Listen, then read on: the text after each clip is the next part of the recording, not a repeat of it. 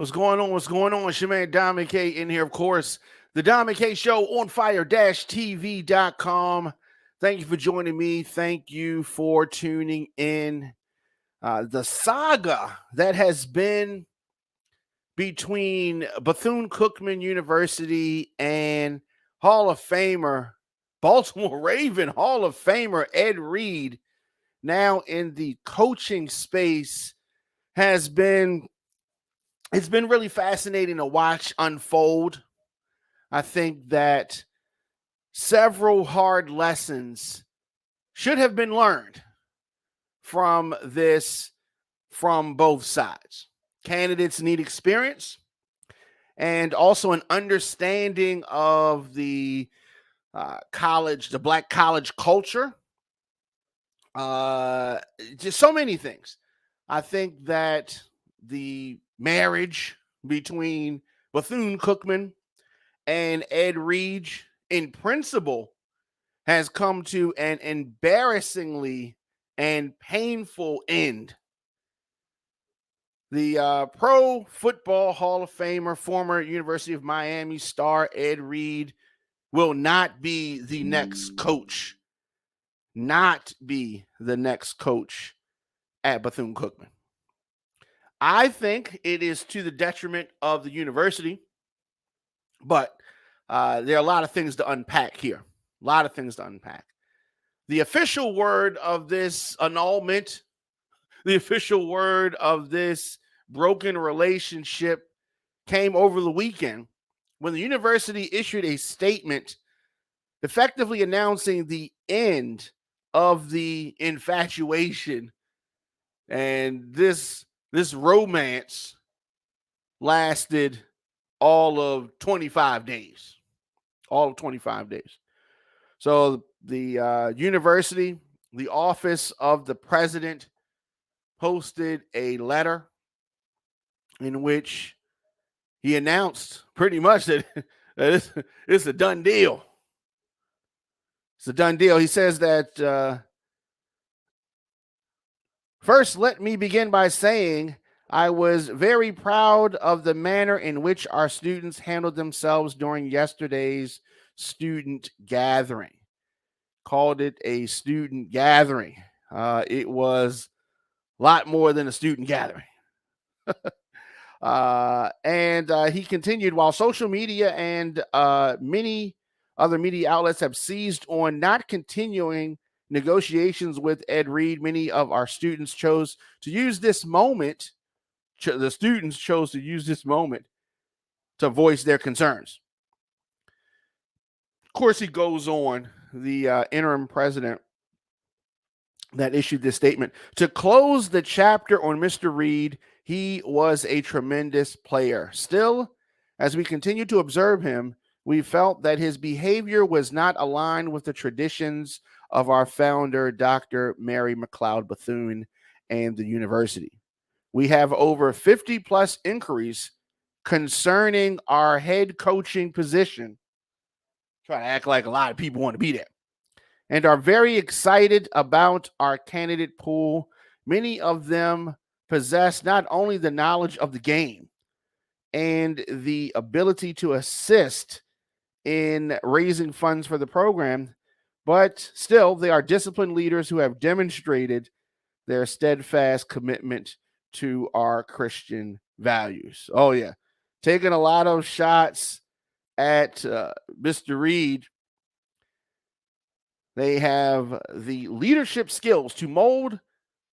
Isn't that an interesting choice of words? Mold successful young men who are also student athletes. We've also added a football player representative to join each search committee, giving the football team a stake and a voice in choosing our next head football coach. Blah, blah, blah. They say that they should make an announcement in the next week to 10 days. Next week to 10 days. Of course, I could go on with the fluff that he put forth. So you have Ed Reed, never been a head coach before. He's very passionate. Mr. Reed is very passionate. And I don't think that it was ever in question what his goal was. Schools need, at least the HBCUs, need fundraising. They need money, right? But these uppity bourgeois folks sometimes can't take it when somebody is from the streets. Somebody is not as polished as them. And I think that part of that is the reason why many of our universities are in the position that they are in. Many of these so-called educated folks lack common sense.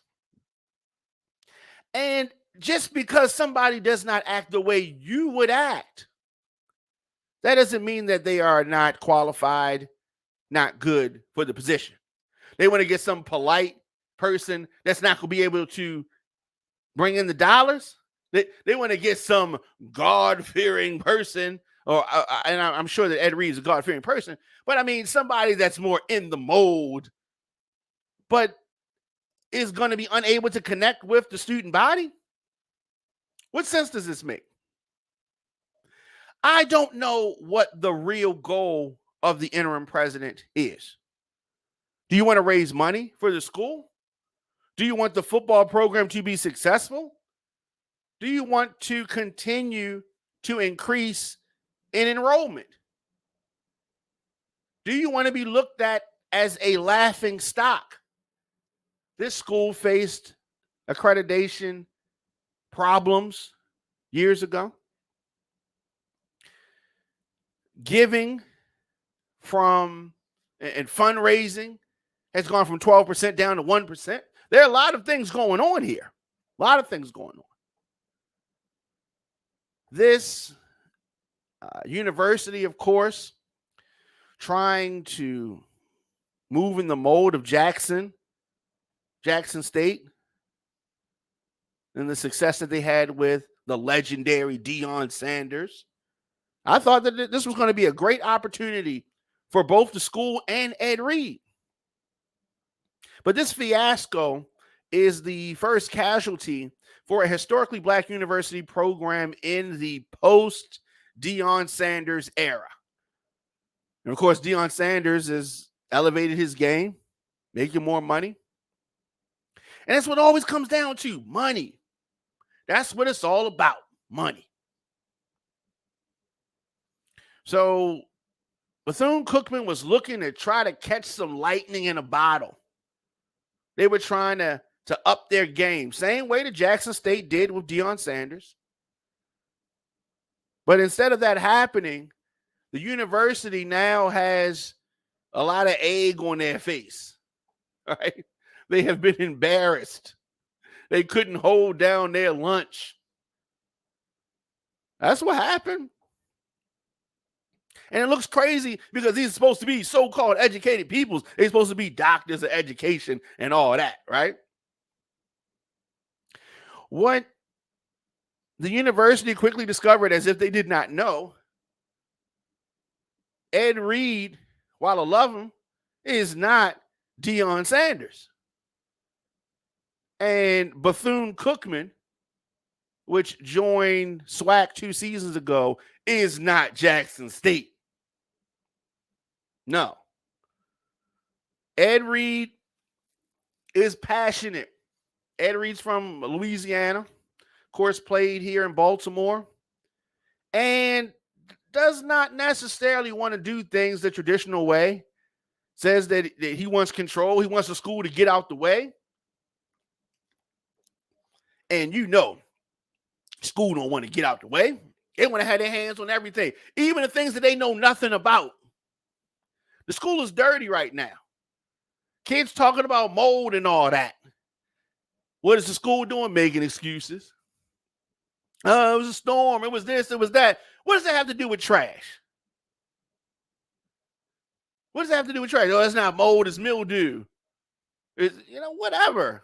Whatever. They making a whole bunch of excuses. And this is the folks that want to have control over everything, even the things they know nothing about, like football.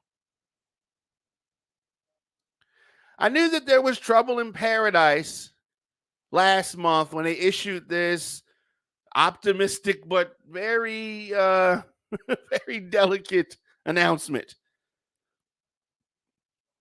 December 27th, they said that Bethune-Cookman's University Athletics has entered an agreement in principle with Pro Football Hall of Famer Ed Reed to be its 16th head football coach. In principle, they had a handshake agreement, right? They want to let you know ain't nothing on paper. We still checking you out. Now, typically, an announcement of a new coach is followed by a news conference. So some type of an introduction, right? But there was no news conference, no press conference. And as time went on, it was very obvious to see. Ed Reed was frustrated with the process. He's not a very politically savvy type of person.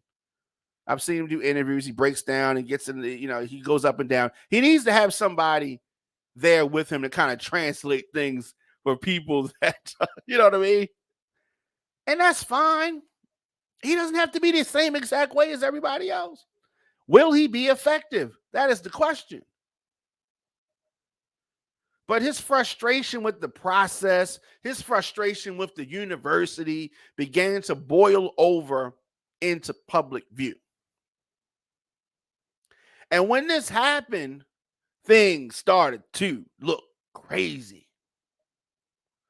Things started to be exposed, and that upset the powers that be at Bethune-Cookman. As things boiled over, Ed Reed made multiple social media posts or shared posts about the state of the institution, about things that they were doing, about money that he was spending and efforts that he had to take on himself, and his unhappiness with his future bosses. There was an IG Live video on January 15. Ed Reed said that Prime, Deion Sanders, was not wrong about what he was saying. All HBCUs need help because of the people who are running it. Broken mentalities out here. Oh, yeah. That hurt. That hurt the HBCU's feelings. Tell me this. If Ed Reed goes and coaches at a PWI, are people going to say he's a sellout at this point? I don't know. I don't think that he wants to do that, though. I'm just asking. Now, what I guess threw off or what they're using as the excuse to cut ties with Ed Reed is the profanity-laced Instagram Live video in which he pushed back against criticism of his comments. He doubled down. He asserted that players had been cleaning up trash around Bethune-Cookman's athletic facility and contended I should leave. I'm not even under contract doing this. He wanted to say, look, I'm doing more than what I should be doing, right? Cut me some slack. That's what he was trying to say. That's what he was trying to say. However, they're kind of using this as the reason to cut ties with Ed Reed. So yes, the profanity laced. Is he the only person to use profane language? No, not at all. And I saw an interview with the interim president, Dr. Lawrence Drake, and he was talking about the music that was being played. Just hip hop music, trap music, the same music that the students listen to right now. You know what I mean? But Ed Reed did issue an apology. Might have been a little too late because the university, no doubt, had realized maybe we hired somebody we can't control. Maybe we'd have hired the wrong person in principle. But the time soon came for them to cut ties and all of that. On Saturday, in an extraordinary 15-minute video that showed Ed Reed addressing players and their parents, and that included an appearance by Deion Sanders, Reed said that he was a change agent, but that the 119-year-old institution was not ready for change. He continued that they were forcing him out. Later that day, Bethune-Cookman issued a statement confirming that it no longer wanted Ed Reed as the head coach. So he talked about the university and its legacy. And rather than, I guess, relying on a charismatic force like Jackson State did with Deion Sanders, they were going to probably take another route. Ed Reed and Deion Sanders are as different as night and day. Deion Sanders could have come to Bethune-Cookman and been successful. He knows how to speak to these folks, yet he also knows how to speak to the student body. What Bethune-Cookman really needs is someone who can play both roles. As my father always says, somebody who knows what time it is. Depending on who you're speaking to, knows your audience. Ed Reed only has one level, and he only has one way of doing things. Deion Sanders, of course, is a charismatic two-sport player who played in both the Super Bowl and the World Series. And I think that that's a perfect example of the differences between Deion Sanders and Ed Reed. Deion Sanders, as I said, someone who could maneuver in two sports, two different set of skills needed. Ed Reed, one. Right? And that's no knock on Ed Reed. Deion Sanders also has maintained a high profile as a TV analyst and then as a coach. Once again, multiple worlds, able to do different things depending on who the audience is. Jackson State has deep roots in the SWAC. Deep roots. It's produced dozens of professional football players and 4 Hall of Famers. Like, they've been doing their thing, and I think that they're going to continue to do their thing. So SWAC, the Southwestern Athletic Conference, is a big deal in the sports world. Big deal. But there's a lot. There's a lot. Ed Reed, of course, was a standout player at the University of Miami. Had that Hall of Fame career here in Baltimore, the Ravens. Had a brief coaching stint with the Buffalo Bills. And at the time of this interaction with Bethune-Cookman, Reed had been a member of the Miami Hurricanes support staff for 3 seasons. Now, while some have criticized Deion Sanders for using his success at Jackson State to catapult himself to a job at the University of Colorado, Bethune-Cookman would have been Ed Reed's first opportunity to be a Division I football coach. I hope that this is not going to be his last opportunity, because Ed cares about the kids, in my Wu-Tang voice.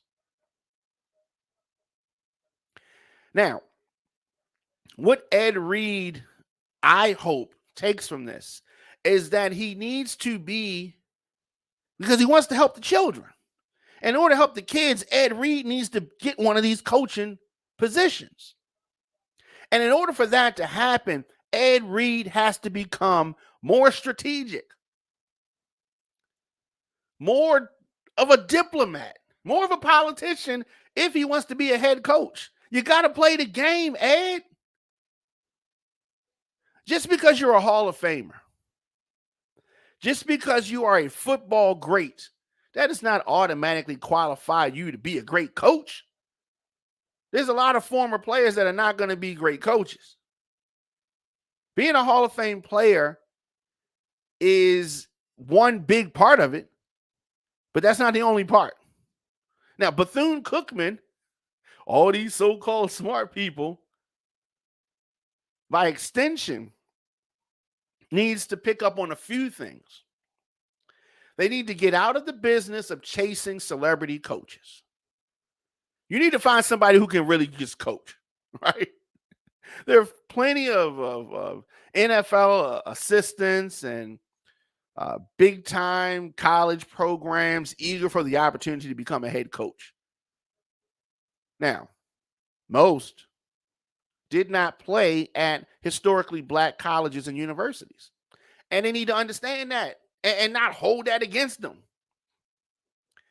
The bigger emphasis should be on identifying a candidate who understands and respects the history and the legacy of historically black colleges and universities.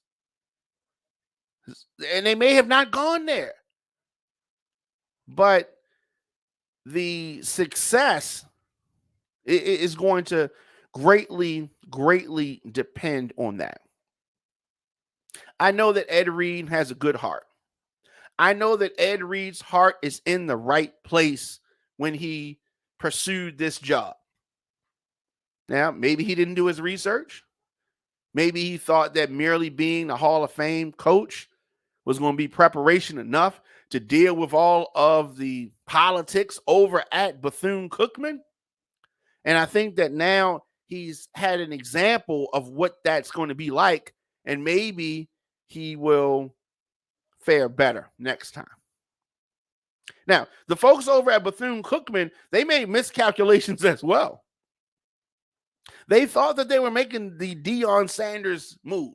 That's why I keep talking about Deion Sanders, because he's such a recent example of success merging a former NFL great coach and an HBCU. The school received publicity, check mark for that. But I doubt that this is the type of exposure that they really wanted. Right now, there's finger pointing and there's a lot of students who are unhappy, talking about and exposing different problems with the leadership over at Bethune-Cookman. And I think that that is another miscalculation. They're probably asking themselves, what were we thinking? Who thought this was a good idea? Somebody needs to be fired, right? But hopefully, both sides will move forward with caution, will move forward with wisdom. You are hunting for a football coach, not a celebrity. That is, I hope, the takeaway for these folks. As I said, students at Bethune-Cookman are upset over mold and other unsafe conditions. I need to focus on that. The folks over at the Black Star Network, Roland Martin and all those folks, they did a great interview with Ed Reed and with Dr. Drake from Bethune-Cookman and some students and the alumni. It's like a whole lot of stuff going on over there. Whole lot of stuff going on there. Now, Ed Reed never got the opportunity to coach a game, spring of practice, but his tenure, trying to be Bethune-Cookman's head coach was definitely full of fascinating storylines. From the announcement of him as a head coach to that viral video of him picking up trash and sharing how the office he inherited was unacceptable and dirty. And Reed has been authentically and unapologetically himself to a detriment. To a detriment. I don't know. I mean, I really wanted to see things work. I really want the HBCU football programs to be elevated. I really want these schools to be successful. I really don't want these universities just to be a vehicle to get freshman money, but not produce graduates. Just take their money. And then somewhere throughout the 4-year or 8-year process, they just fall off. I don't want that to happen. I want these students to be successful. And I hope that a lesson, truly a lesson is learned and that things get better. Let me know your thoughts in the comment section. Of course, Instagram, Facebook, Twitter, LinkedIn, TikTok, at The Diamond K Show. OnFire-TV.com. OnFire-TV.com is where you go to help us out. Support this movement. OnFire-TV.com/join. Of course, I am here weekdays, 6 p.m. And, of course, members always get extra. So become a member today, OnFire-TV.com, OnFire-TV.com. I will be back here tomorrow, 6 p.m. A lot of things going on, a lot of things to talk about here on The Diamond K Show. You're watching OnFire-TV.com, featuring news, interviews, and entertainment. Broadcasting from Radio On Fire Studios in Baltimore, Maryland, here's your host, Diamond K.